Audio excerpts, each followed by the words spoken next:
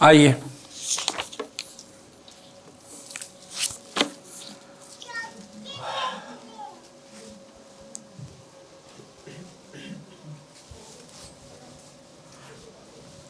तो भाई ये फर्ज जो है ना अदा करना बहुत ज़रूरी है। ये हमारी ज़िंदगी के लिए, हमारा माइंड की ज़रूरत है, हमारे जहन की ज़रूरत है।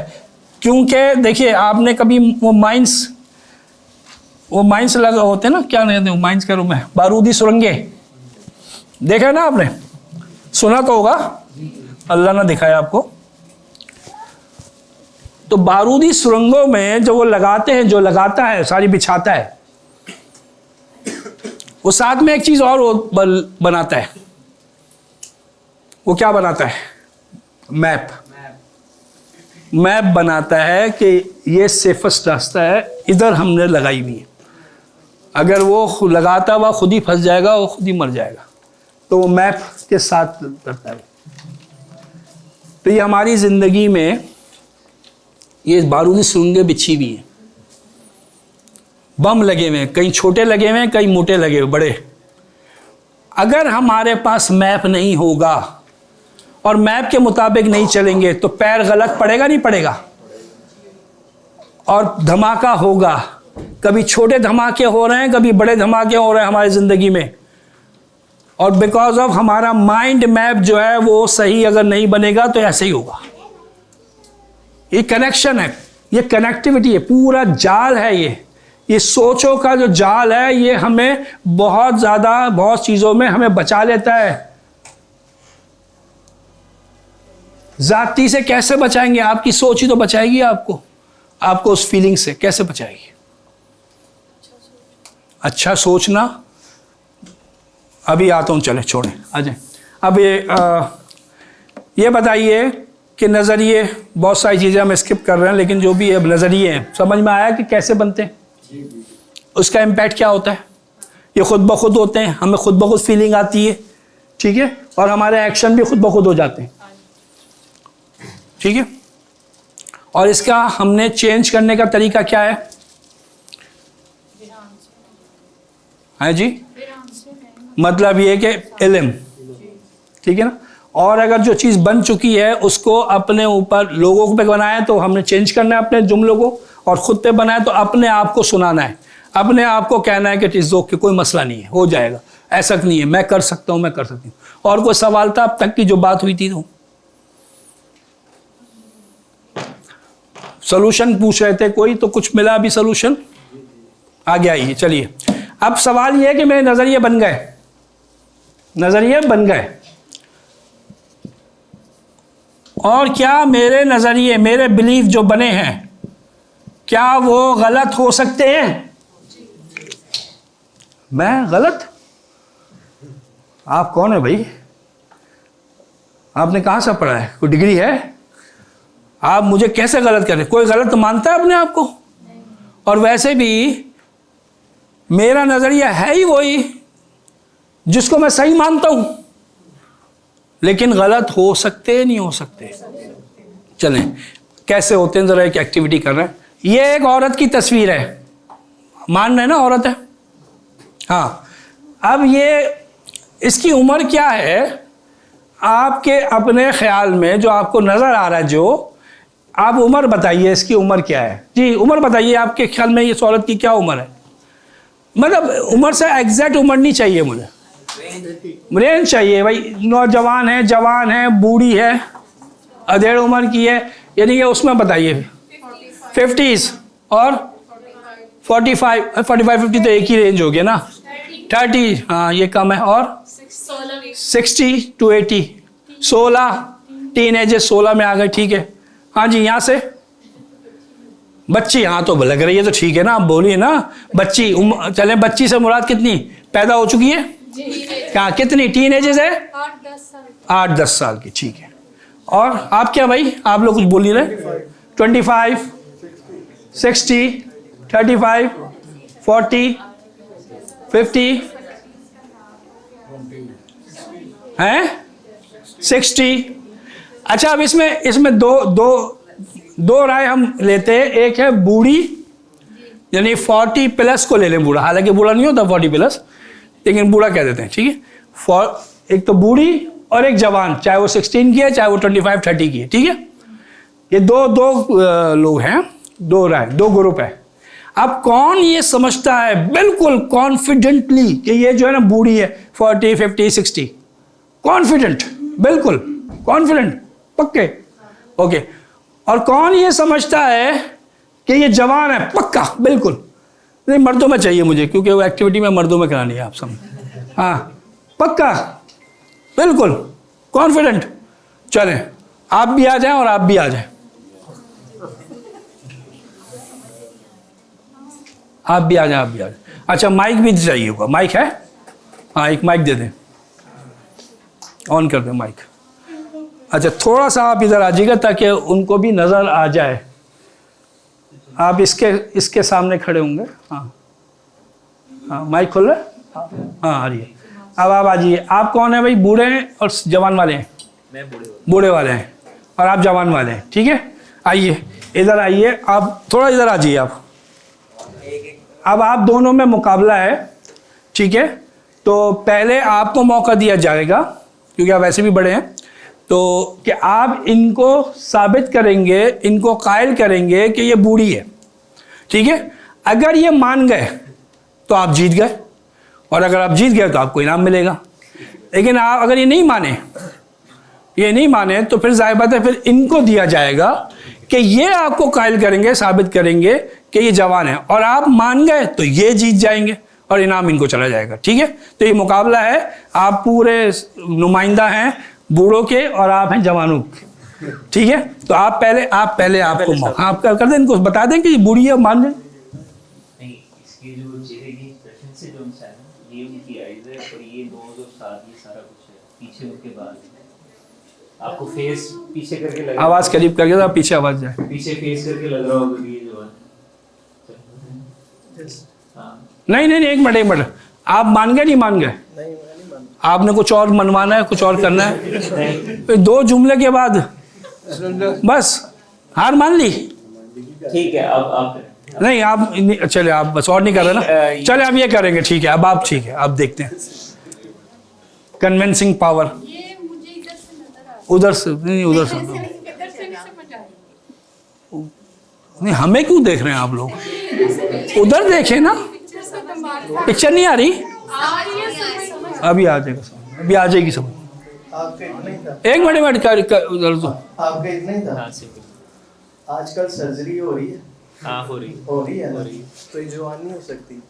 नहीं हो सकती नहीं है, आप के जवान है, साबित कर। जवान है ना, वो जवान, उसने सर्जरी कराई हुई ना, सर्जरी प्लास्टिक सर्जरी कराई। मरियम नवाज ने नहीं करवाई। नहीं हो नहीं, सियासी से मतलब आजकल सर्जरी चल रही है ना, तो जवान दिख जाते हैं ना सारे। तो ये जवान, तो आपको जवान दिख रही है? आपको सर्जरी के बाद जवान दिख रही है ये? आप जस्ट एक कंडीशन में खड़े तो हैं, बूढ़ी हुई ना, इसका मतलब फिर तो बूढ़ी हुई। नहीं तो बूढ़ी सर्जरी जो कराई तो बेसिकली तो आजकल 50 प्लस भी यंग दिखते हैं, अगर उनकी डाइट अच्छी हो और अगर वो वॉक वगैरह यानी कि वो बूढ़े ही हुए ना, तो उसके बाद बूढ़े नहीं है, बूढ़े कैसे हो? नहीं, पॉइंट क्या है कि ये जवान दिख रही है या बूढ़ी दिख रही है? पॉइंट ये है, अंदर क्या है उसको छोड़ दें, सर्जरी छोड़ दें। आपको जवान दिख रही है ना, तो इनको भी दिखनी चाहिए। ये जवान दिख रही है, कैसे दिख रही है? जवान ये एक तरफ से तो ऐसे दिख रही है कि एक तो स्माइली फेस है, स्माइली फेस है, बूढ़े तो उनका तो मुस्कुराहट ही खत्म हो जाती है। ठीक है, स्माइली फेस है, और वैसे लुक वाइज भी अच्छी लग रही है, बाल पूरे हैं और जैसे पीछे वो गिने हुए हैं, और अक्सर बुढ़ापे में बाल इस तरह की स्माइल किधर? ये स्माइल, ये स्माइल है। हाँ, तो आंखों से फील हो रहा है। आंखें किधर? ये बूढ़ी हुई के जवान की जवान है, ये कैसे नहीं? आप मान गए? जस्ट आपने एक रीजन दिया, नहीं माने, मैं भी नहीं इनका मान, नहीं माने। चल अल्हम्दुलिल्लाह, चले ठीक है। अब मेरा भाई इनाम बच गया, ठीक है। अब मैं कोशिश करता हूँ, ठीक है। अब आप खड़े रहिए। अच्छा जी, आप बूढ़े वाले ना, नेक्स्ट वाली स्लाइड दिखाइए। हाँ, ये आपके लिए, ये क्या है? बूढ़ी है, जवान है? भाई देखिए ये जवाब है लेकिन बस प्यारी नहीं है। देखिए ये जो है इसका जो फेस है, ये इसकी आंख है, ये इसका मुंह ये है, ठीक है, ये इसके एक नोज है, ये इस तरीके से। आप जरा इधर से आन के देखें, थोड़ा सा इधर से आन के देखें, आपको नजर आ रही है? औरत नजर आ रही है? तो ये बूढ़ी लग रही है, जवान है? अभी भी जवान है? जरा इधर से आन के देखें जरा करीब से। अच्छा, जो अभी सब इसको क्या बूढ़े लग रही है? सबके लिए बूढ़ी है? अच्छा, सबके लिए, आप सबके लिए बूढ़ी है? सबके लिए बूढ़ी है, ठीक है, ओके। अब आप ज्यादा ही जवान है वैसे, मतलब जवान को जवान नजर आता है हर चीज, पॉजिटिव आदमी को पॉजिटिव ही नजर आता है चारों तरफ, ठीक है ना? तो ये ऐसे बूढ़ी है, सबको बूढ़ी नजर आ गई, ठीक है। नाउ अगला वाला जाइएगा। हाँ, ये क्या है? ये जवान है? सबको जवान लग रही है? ये पक्की बात है, सबको जवान लग रही है? ओके, नाउ अब वापस आ जाइए पीछे। पीछे। हाँ, अब आप इसको देखिए। हाँ, ये मैं यहाँ पे हटा रहा हूँ, वहां पे तो मैं हाथ रख रहा। ये जवान है, सब कह रहे जवान है, सबको जवान नजर आ रही है, ठीक है। और अब ये बूढ़ी है।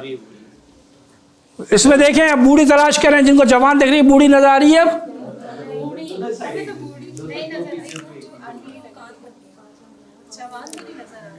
नजर आ गई? जिनको पहले नजर नहीं आती उनको कुछ नजर आई है?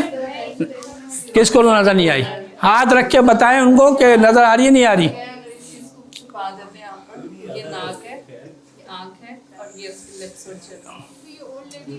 ओल्ड लेडी नजर आ गई, ठीक है। एक्चुअली ये दोनों पिक्चरों को मिक्स करके पिक्चर बनाइए। इसमें जवान भी है, इसमें बूढ़ी भी है। तो कुछ लोगों को वो जवान वाला ये एंगल नजर आया तो जवान समझे, कुछ लोगों को बूढ़ा एंगल नजर आया तो बूढ़ा समझे।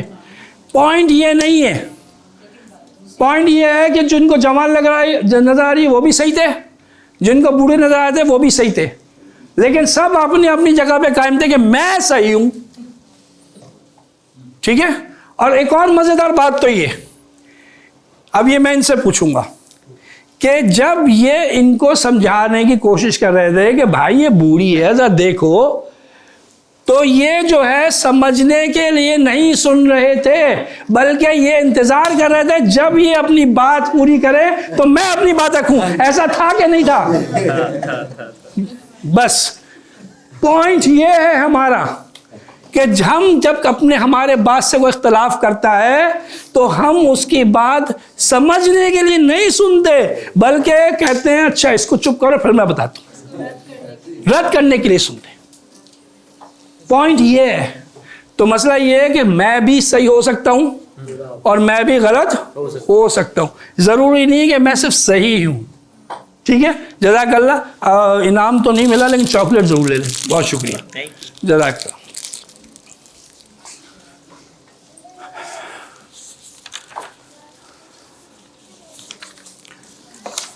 अब नजरिया गलत हो सकता है, मेरा पॉइंट ऑफ व्यू गलत हो सकता है। क्यों गलत हो सकता है? दलील क्या है? इसको ब्लैंक कर दें। हाँ जी, क्यों गलत हो सकता है? क्योंकि नजरिया किससे बना?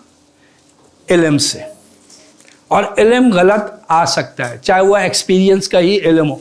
जैसे वो बच्चा जिसने अंडा खाया था जो सड़ा हुआ था, उसको वॉमिट हो गई, तो सारे अंडे सड़े हुए तो नहीं होते ना, उसका एक्सपीरियंस ये है कि सड़ा हुआ है तो वो तो समय सब सड़े हुए होते और अंडे से वॉमिट होती, जबकि ऐसा नहीं है। उसके इल्म का मसला था, उसका एक्सपीरियंस का मसला था। इसी तरह बहुत सारी चीज़ें। अब ये मुझे क्या करना पड़ेगा? मैं अपनी ज़िंदगी गुजार के जिस स्टेज में भी जो बैठा हुआ है, जिस उम्र के स्टेज में बैठा हुआ है, उसके पीछे पूरा नज़रियाती जो है ना, उसका पूरा पहाड़ है, उस पर उसने बिल्डिंग बनाई हुई है। हो सकता है टेढ़ी बनी हुई हो सकता है सीधी सीधी बनी हो। तो मुझे तो पहले क्या करना पड़ेगा कि ये टेढ़ी है या सीधी है, मेरी ज़िंदगी की बिल्डिंग, ये मेरी सोचे, ये मेरा पॉइंट ऑफ व्यू, ये हर चीज़ को देखने का मेरा जो नज़रिया, सही गलत अच्छा बुरा, ये जो पैमाना है मेरा, सही है या गलत है, इसके लिए मुझे क्या करना पड़ेगा? आइडेंटिफाई, जज़ाकल्लाह। यानी कि मुझे अपना इल्म पहले नज़रियों को चेक करना पड़ेगा। और चेक कैसे होगा? उसको जानने से पहले एक कहानी सुननी पड़ेगी आप लोगों को। तो ये जो जिसने ये कहानी सुनी हुई है, क्योंकि मैंने भी ज़ाहिर बात है, मैंने आपको बताया ना, मैं तो वर्कशॉप पे कर करके सब लाया हूँ, तो वहाँ से मैं लेके आया हूँ। ये मैंने भी सुनी थी, मैं आपको सुना रहा हूँ। तो जिसने सुनी हुई है वो ज़रा थोड़ा खामोशी रहे। जी हमारे यहाँ पंजाब में तो ज़ाहिर बात है बहुत गांव होते करीब करीब, तो गांव में कुछ जानवर होते हैं, ठीक है, जो गांव से जो मतलब उस पर कहानियाँ भी बनती हैं। कौन कौन से जानवर होते हैं गांव के? जानवरों में कौन कौन से होते हैं?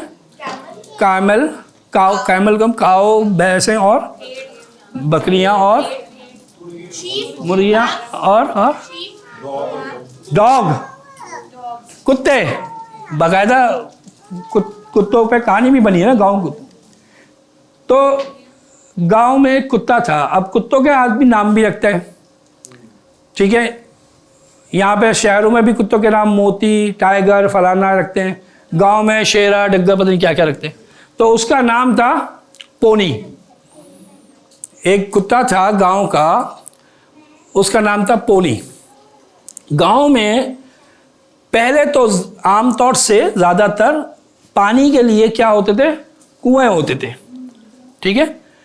तो एक कुआं था गांव में, और वो कुत्ता वहाँ पे किनारे पे कुछ खेल रहा होगा, तो उसका पैर फिसला और वो कुएं में गिर गया और मर गया। लेकिन किसी ने देखा नहीं, किसी को पता नहीं चला। तो 2-4 दिन बाद, कुछ दिन बाद, तो गांव वालों ने जब पानी निकाला तो उसमें से क्या आ रही थी?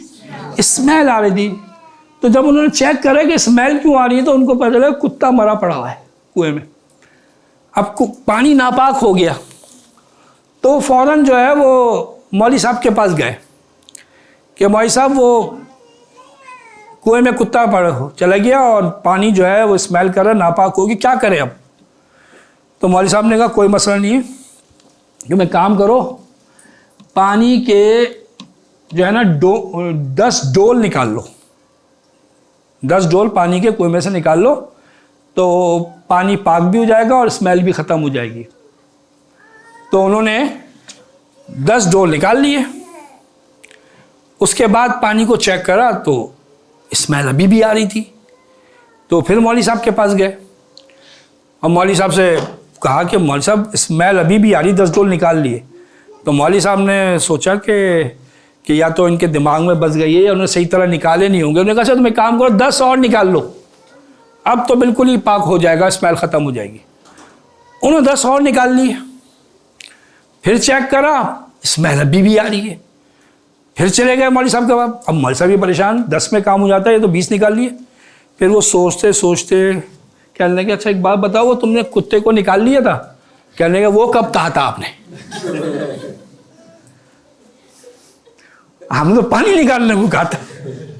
तो मौलवी साहब ने हाथ मारा, कहने लगे भाई पहले कुत्ते को बाहर निकालो, पहले पोनी को बाहर निकालो, उसके बाद 10 डोल निकालोगे तो पानी पाक होगा और बदबू खत्म होगी। तो ये जो गलत नजरिए होते हैं ना, गलत नजरिए, ये कौन होते हैं? पोनी। ये पोनी है। और ये कौन से कुएं में गिर गए? सब कॉन्शियस में गिर चुके हैं। और अब हम नापाकी, बदबू, स्मेल आ रही है, अब हम उसको साफ करने के लिए क्या निकाल रहे हैं? पानी निकाल रहे हैं। मैंने सब कुछ करके देख लिया, इस तरह भी कर लिया, प्यार से भी बात कर ली, यूं भी कर लिया, सब्र भी कर लिया, हर तरीका आजमा लिया, कोई फायदा नहीं है भाई, ये नहीं बदलेंगे, इनकी तो फितरत ही ऐसी है। तो क्या नहीं निकला था? पोनी नहीं निकला, जब तक पौनी नहीं निकलेगा रिजल्ट नहीं मिलते। जब तक नजरिए सही नहीं होंगे हमें रिजल्ट नहीं मिलेंगे। तो पहले हमें चेक करना पड़ेगा अपने नजरियों को, और नजरिए चेक करने के 2 तरीके। अब मैं क्विकली फास्टली कर रहा हूं, उम्मीद है आप सब साथ होंगे, ठीक है। उसके 2 तरीके हैं। नंबर 1, अच्छा नजरिया तो आपको क्लियर है ना, कोई भी चीज जिसके बारे में समझता हूं ये सही है ये गलत, ये होना चाहिए नहीं होना चाहिए, ये अच्छा या बुरा, है ना, तो ये सब नजरियात ही हैं। सबसे पहले साउंड आइडियोलॉजी। आइडियोलॉजी के मायने क्या है?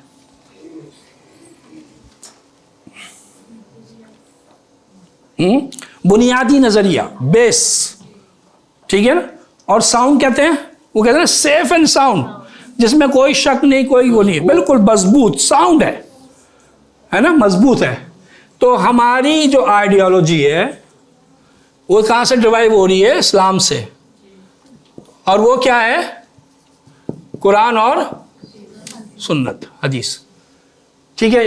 तो सबसे पहले कोई भी नजरिया चेक करना है तो इस पे रखना पड़ेगा, इससे चेक करना पड़ेगा कि यहां पे अल्लाह और उसके रसूल क्या कहते हैं इस बारे में। बस जो वो कहते हैं वही मेरी सोच होनी चाहिए। अगर सोच नहीं है बहुत बड़ा मसला है। अमल की कोताही एक अलग चीज है। तो ये आइडियोलॉजी। अच्छा जी, मैंने चेक करा तो मुझे नजर यहां पे नहीं मिला, मुझे साउंड आइडियोलॉजी में उसका जिक्र ही नहीं है, वो टॉपिक ही अवेलेबल नहीं है। फिर कहाँ चेक करूंगा मैं? फिर मैं आपको एक चीज बता दूं, मैंने शुरू में कहा था कि हम जो भी कुछ करते हैं 5 में से एक हुक्म लगाना पड़ता है। वो कौन कौन सा हुक्म है? या तो वो काम जो होगा वो होगा फर्ज। क्या होगा? फर्ज, ठीक है। फर्ज क्या हुक्म क्या है? करो तो सवाब मिलेगा, छोड़ो तो गुनाह मिलेगा। या तो वो होगा मुस्तहब। मुस्तहब का क्या हुक्म है? अच्छा, फर्ज के आगे मैं यहाँ पे वो वाजिब भी लिख रहा हूँ, क्योंकि यहाँ पे 2 राय होती है ना, वाजिब भी कहते हैं, ये दोनों एक ही हुक्म। मुस्तहब किसे कहेंगे? जिसको करने पर और जिसको छोड़ने पर गुनाह नहीं में। नंबर 3 है हराम। हराम का हुक्म क्या है? करने पर गुनाह है, छोड़ने पर सवाब है। नंबर 4 है मकरूह, कराहियत। किसके नज़र में मकरूह, किसके नज़र में नापसंदीदा? अल्लाह उसके रसूल की नज़र में जो नापसंदीदा होगा। तो मकरूह पे करने पर क्या मिलेगा? कोई गुनाह नहीं है। और छोड़ दें इसलिए कि ये अल्लाह और रसूल को पसंद नहीं है तो क्या मिलेगा? सवाब मिलेगा। 5वां है मुबाह। मुबाह क्या है? कि आप करें या ना करें, छोड़ें या करें, ना कोई सवाब ना कोई गुनाह। और ज़्यादा क्वांटिटी में कौन सी चीज़ है हमारी ज़िंदगी में? मुबाह। और कैसे है? इसी हॉल के अंदर मुझे ज़रा गिनवा दें क्या क्या चीज़ें मुबाह हैं। LCD, camera, sound system, chairs, ऊपर बैठूं नीचे बैठूं, कारपेट, फिर पोडियम, ब्राउन कलर का जोड़ा है, ये डिफरेंट कलर के क्या है, अबाए, scarfs, AC, sound, board, marker, lights, ठीक है, मोबाइल, पेन, सोफा, मतलब आप गिनते चले जाएं आप यहाँ पे तो आपको मोबाइल नजर आ रहा है। अगर आप चाय पी रही हैं, नहीं मैंने चाय नहीं पीनी, मैं तो कॉफ़ी पीती हूँ, मुबाह, कॉफ़ी चाय, ठीक है। तो ये सारे मुबाह हैं। मुबाह में आपको इजाज़त है। अब मुबाह के अंदर ये जो सेकंड वाला जो है वो कहाँ पे आप अप्लाई करेंगे? वो मुबाह पे होगा। क्योंकि यहां पे खामोश है शरीयत। ठीक है, अब इसके अंदर भी आपकी तरजीहात के लिए अल्लाह इस अच्छा मुबाह के भी हुदूद है। मुबाह भी ये नहीं है कि मैं चाय पीना है मुझे, मुबाह है पीती चली जाए, चाय पीती जाए, सुबह से लेकर जो डाला है चाय पीती चली जाए, तो ये फिर ये हुदूद से बाहर निकल जाएगा। और हुदूद से बाहर निकल गया तो क्या बन गया? इसराफ। हुदूद है, मुबाह की भी हुदूद है। नंबर 1 हुदूद है कि गैर मुस्लिम की मुशाबहत ना हो, इसराफ ना हो, रियाकारी ना हो। है जी, मैं भाई अब मैं इस कलर के बाय पहने हूँ, ठीक है, लेकिन इसमें अगर मकसद रियाकारी हो या मेरा जोड़ा हो कि भाई मैं बिल्कुल डिफरेंट, अलग, और लोग तारीफ करें और पूछे कि कौन सा है, ये नियत हो तो ये रिया आ गया। अल्लाह के नबी सल्लल्लाहु अलैहि वसल्लम फरमाया, जिसने शोहरत का लिबास पहना उसने आग का लिबास पहना। ठीक है ना, तो रियाकारी नहीं हो और जिससे माशरे में फसाद का ख़तरा हो जिस मुबाह से, उस पर उलमा जो है, उलमा खुद हम नहीं कर सकते, कोई आलिम कोई मुज्तहिद जो है वो उसके ऊपर फतवा लगा सकता है कि जायज़ नहीं। ठीक है, तो अब ये मुबाह में अब आप किसको लेंगे? इसके अंदर भी 3 चीज़ें हैं। इसमें नंबर 1 है जी साइंटिफिक रिसर्च, कि भाई रिसर्च चाहिए, ये फ़ायदेमंद है, ये नुकसानदेह। ठीक है ना, भाई दूध वाली कॉफ़ी पीना नुकसानदेह है तो ब्लैक कॉफ़ी पीनी चाहिए, रिसर्च चाहिए। तो फिर आप जो है किसको अप्लाई करेंगे? ब्लैक कॉफ़ी को। दूसरा है रिवाज, तीसरा है मेरी मर्जी, मेरा जिस्म मेरी मर्जी, मतलब मेरी मर्जी। मेरी मर्जी कहाँ चलेगी? कहाँ चलेगी? मुबाह में चलेगी, बिल्कुल चलेगी। मेरी मर्जी, मैं अपने घर में ये सिस्टम चाहता हूँ जो मुबाह है, मेरी मर्जी। लेकिन अल्लाह के नबी सल्लल्लाहु अलैहि वसल्लम ने क्या कहा है कि तरजीह किसको देनी चाहिए? मेरी मर्जी को किसको देनी चाहिए? नहीं भाई, अब मुबाह पे बात करें। कुरान हदीस तो सबसे पहले आ चुका, उसकी तो बात ही नहीं है। वो इन चारों में किसको, ये किसके तहत चलेगा? 4 ये कुरान हदीस से चलेगा। ये मुबाह चल रहा है भाई। अब मुबाह में रिवाज को अहमियत ज़्यादा है इज्तिमाई मामलात के अंदर, वो भी इज्तिमाई मामलात हैं। दलील क्या है? मुबाह वो काम, वो चीज़ जिस पे करने या छोड़ने पर, ना करने पर ना कोई सवाब है ना कोई गुनाह है। ठीक है, अब वो हम किसके मुताबिक चलाएं? आपने ये जो अबाया पहना हुआ है, ये कलर का, किसके मुताबिक पहना हुआ है?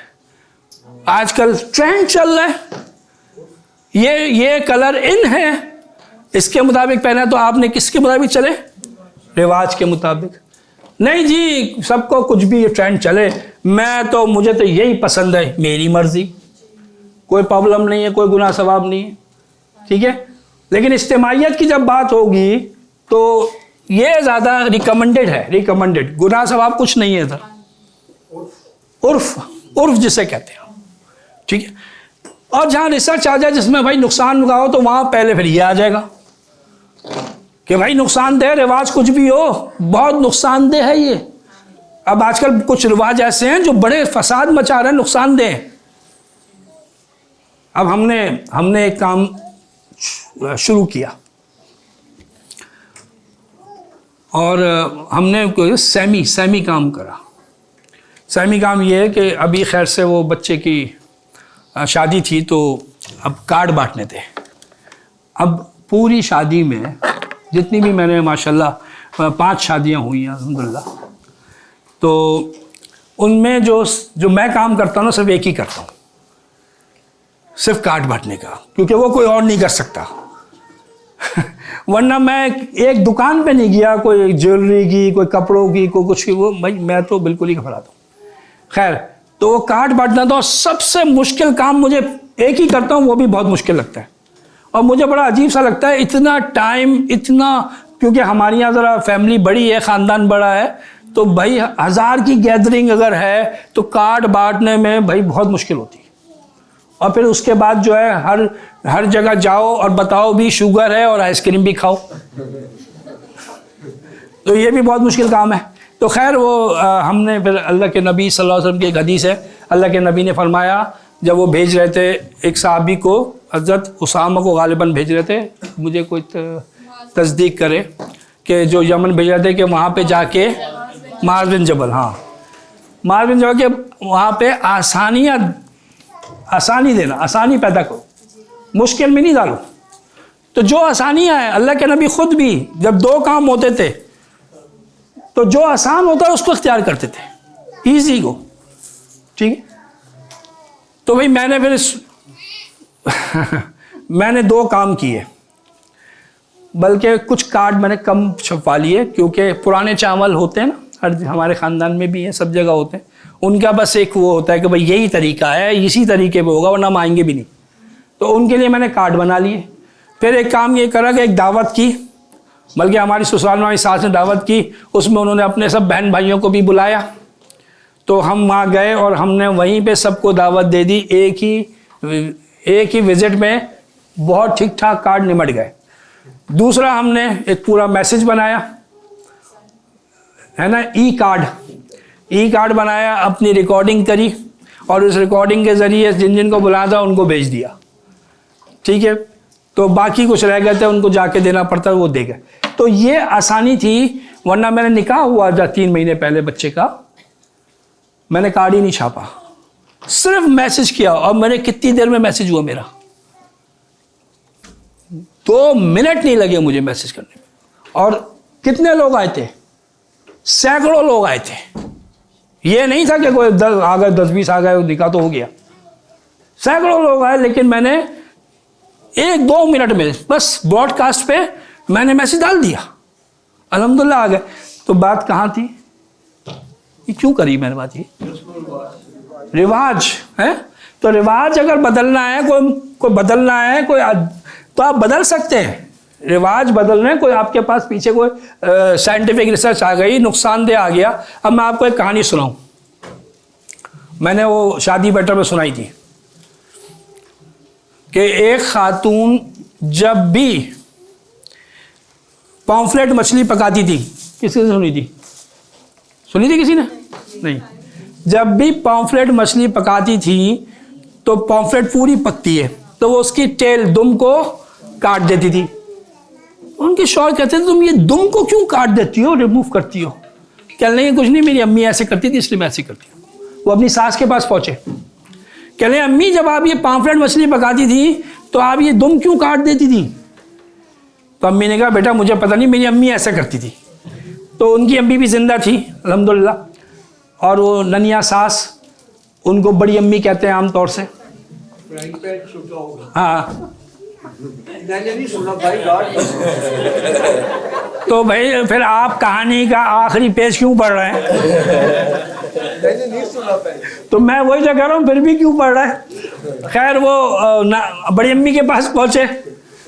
बड़ी अम्मी के पास पहुँचने के बाद उन्होंने कहा कि बड़ी अम्मी आप मछली पकाती थी, तो भाई आप क्यों दुम काटती थी? तो बड़ी अम्मी ने कहा, बेटा बात यह है कि हमारे यहाँ जो फ्राई पैन था वो छोड़ था, पूरी मछली नहीं आती थी, इसलिए दुम काटते थे। तो वो दुम जो कटती थी पहले, वो फ्राई पैन के छोटे होने की वजह से कटती थी। आज फ्राई पैन बड़ा हो चुका है लेकिन दुमें अभी भी कट रही हैं। ये रिवाज है। कुछ रिवाज ऐसे हैं जो उनकी ज़रूरत अब नहीं रही, वो ज़रूरत की वजह से थे, लेकिन अभी भी हम चल रहे हैं क्योंकि रिवाज है, ठीक है। तो हम रिवाज को, अल्लाह के नबी ने रस्म और रिवाज के खिलाफ जो खड़ा हुआ है वो गलत तरीके से खड़ा हुआ है। रस्म और रिवाज किसके खिलाफ हो तो खड़ा हो, वो दीन के खिलाफ हो तो खड़ा हो। मुबाह में रस्म और रिवाज के खिलाफ नहीं खड़े होना, बल्कि रस्म और रिवाज को इख्तियार करना चाहिए। दलील क्या है इसकी कि एक दफ़ा मदीने में अल्लाह के नबी आए, अम्मा आयशा से पूछा वो अंसार क्या शादी है, तुमने भेजा कुछ गाने बजाने वालियों को, क्योंकि अंसार क्या रिवाज है कि शादी के मौके पर ये होता है। उन्होंने कहा नहीं भेजा, उन्होंने कहा भेजो। अब ये बस गाने बजाने से मुराद ये नहीं कि शादी में हाँ जी अलाउ है वो गाना और वो बजाना, नहीं, दायरे में, लिमिट में जो हलाल गाना बजाना है वो अलाउ है, वो शादी में बजाना ही रिवाज है। अब रिवाज को क्या करना चाहिए, नहीं हम तो इतनी सादगी से करेंगे कि अगर कोई आए तो उसको शादी ना लगे बल्कि कुछ और ही लगे, इतना सादगी नहीं। खुशी का मौका है तो वो इस दायरे में रहते हुए रस्म व रिवाज को इख्तियार करना चाहिए। बात क्लियर है यहाँ पे? तो नजरियात कैसे चेक करेंगे जी? सबसे पहले साउंड आइडियोलॉजी, उसके बाद हाँ, अब अगला सवाल, आपने 3 कहा था इस पे, बस 2 ही है, 2 हैं इस मुबा में, मैंने 3 कहे, ठीक है। इसमें ये भी है, ये भी, ये भी है। तो अगर इज्तिमाई मामला हो तो आप किसको फौकियत दें? रिवाज को। इनफरादी मामला हो तो साइंटिफिक रिसर्च अगर वो हो रहा है, आपकी दिल तो चाह रहा है लेकिन भाई नुकसानदेह है, तो छोड़ देना भाई नुकसानदेह चीज़ को, और फिर अगर कुछ नहीं है तो आपकी मर्जी है, चलाएं आप, ठीक है।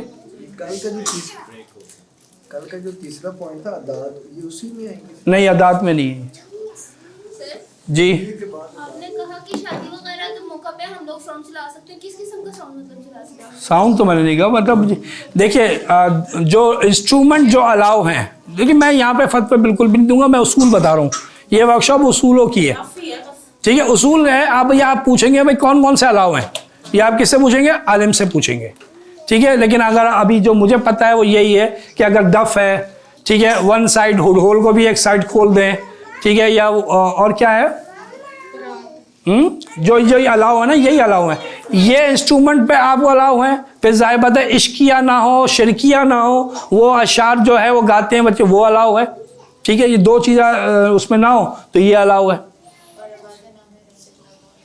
आवाज़ ना महरम के ऊपर इख्तलाफ है, ठीक है। तो आपकी सारी पूरी वर्कशॉप में सारी आवाज़ मेरे पास आई है, इधर भी गई है। मतलब गाने में ना जाए, वैसे चली जाए। नहीं तो हज़रत आयशा भी तो पढ़ाती थी ना। मैं वही तो कह रहा हूँ, जो अगर मैं इस पर यहाँ पे बिल्कुल भी बहस नहीं करना चाहता जिसमें इख्तलाफी मामला है, उनका नज़रिया है तो नज़रिया चेक करें, ठीक है ना। असल चीज़ क्या है, ये आपका नज़रिया है, ठीक है, आप इसको चेक करें, और इसमें अगर आप मुतमईन हैं, 2 राय हैं, एक मसला है, 2 राय हैं, आप जिसको भी इख्तियार करती है इज़ ओके, वो आपके लिए ठीक है, ठीक है। अच्छा, हम ब्रेक ले रहे हैं, नमाज का टाइम है, और फिर नमाज के बाद और चाय, और जल्दी पी लीजिएगा, पूरा आधा घंटा नहीं लेंगे। Donate us to bring change in society and make a meaningful impact. Account number 025101104955861. Mizan Bank for international donation. Patreon.com/YouthMattersPK.